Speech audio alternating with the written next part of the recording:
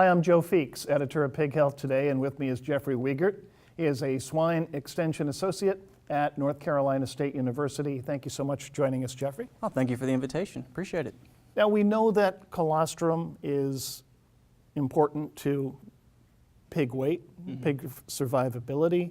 You've been taking a really close look at it, though. What have you been learning about colostrum? Why is it so important to these factors? Right. And I think you make a very good point. Everybody that's gone through an intro animal science class or knows much about biology knows about the importance of colostrum. Right. It's the first milk produced after parturition, extremely necessary for the piglets or for any neonates. Specifically, colostrum is a very high energy fluid, but also contains some of the immune cells that the animal is going to need to develop its own immune system.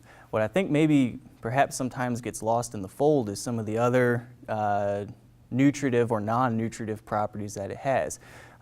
Some bioactive compounds that stimulate growth and development of that pig long after the first day of life. And so that's kind of been the objective and the function of our research, is to quantify the importance of colostrum intake.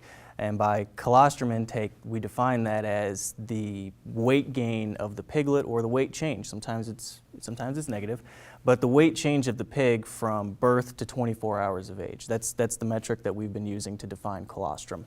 And colostrum intake, I mean, is there an ideal level per pig? So there has been some studies out of the European Union that have put forward a threshold of 250 grams per baby pig. The pig has essentially one day to drink 250 grams of colostrum. And in that study specifically, what the researchers had identified is the pigs that consumed that threshold amount, they had I believe it was about a 94% survivability to weaning, versus the pigs that failed to consume that amount, their survivability was down closer to about 50%. So we know that there is an importance of consuming colostrum. So we know it's extremely important to the baby pig. We want them to get 250 grams within that first 24 hours. How's a producer to know? That is difficult because it's a very labor-intensive. Trait to measure.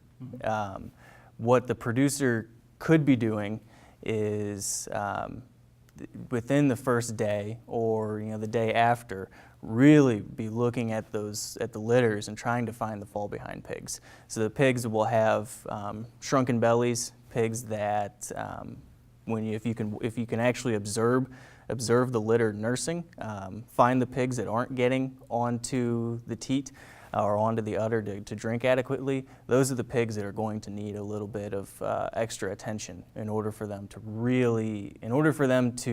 meet their genetic potential for growth. And what kind of intervention would you use at that point? There's a number of strategies that folks have utilized. One of the more simpler ones is just split suckling, right? So if you can take the first half of the litter that has had opportunities to drink adequately, you get them off of the sow and onto a heated creep area, so they're in their own comfortable place, and then you allow the second half of the litter to suck without any kind of interruption. That way you can make sure that at least every piglet has gotten their fair share. So I don't know that the studies have specifically associated that back to colostrum intake, but those have shown a lot of promise, both in the research area as well as in the field.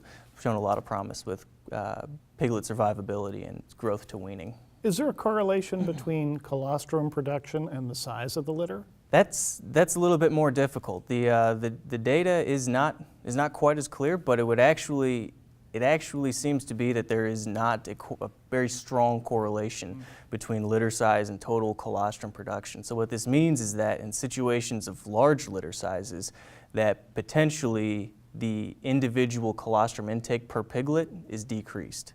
And this creates a problem. This means that those large litters potentially would be at greater risk. And we see this. We see that large litters have greater incidences of mortality.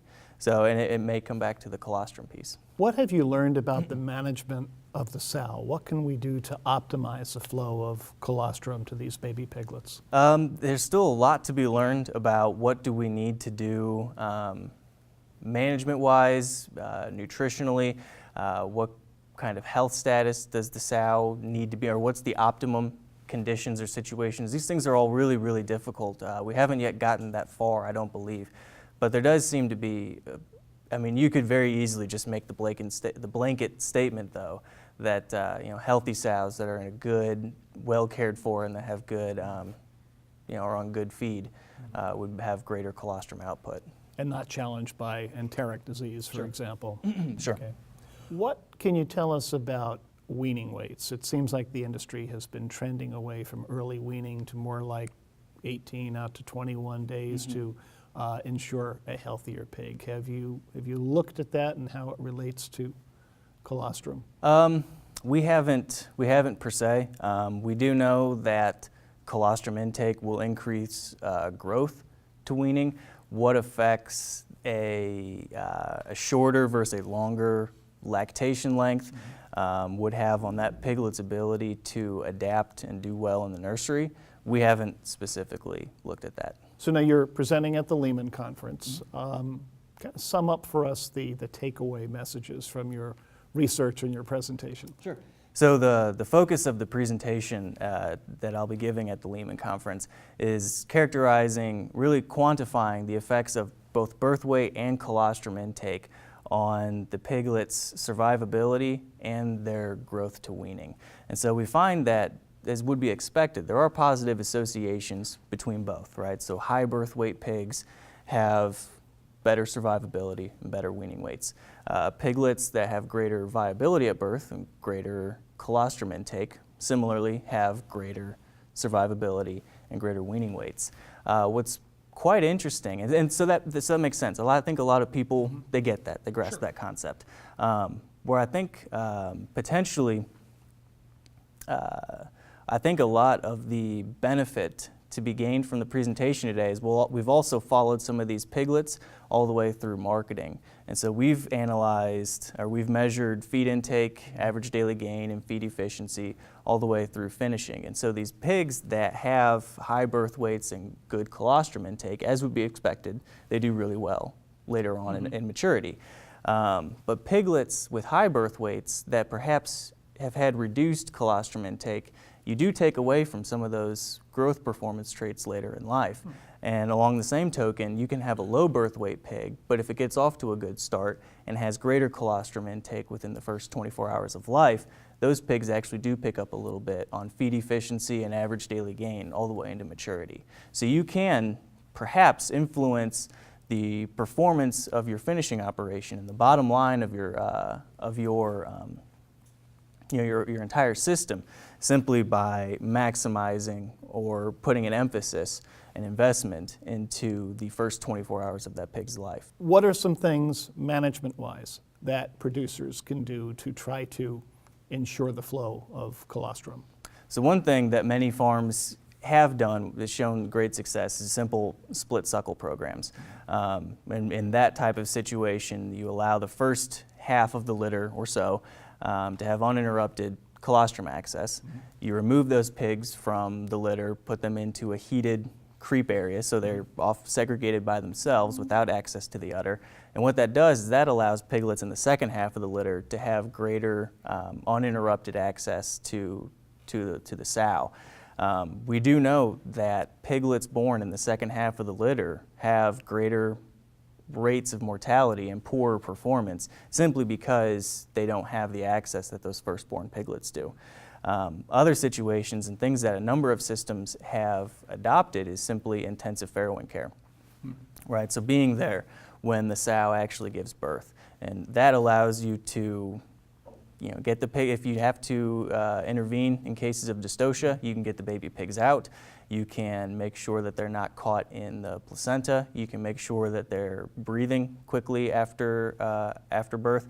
All of these things allow the baby pig to just be stronger and healthier and get up onto the sow easier. So in summary, there's so much you can do to help this pig in the first 24 hours. It sound like common sense, but I mean, you're seeing this in your research. Right, right. And I think the real takeaway message is to quantify the effects later on in life. Everybody knows the importance of colostrum. That's just, it's a key word that folks, they understand what the importance of colostrum is. But I think the real takeaway is that you can make small investments into the piglet at birth within the first day of life, and that pays off dividends later on in life, later on in the pig's maturity. And I think that's really kind of the whole takeaway, is that colostrum is not just important during the first 24 hours or to get the pig to live to 3 days or 5 days or even all the way up to weaning. The importance of colostrum extends all the way through life. That's kind of the big takeaway that we hope people can leave with today.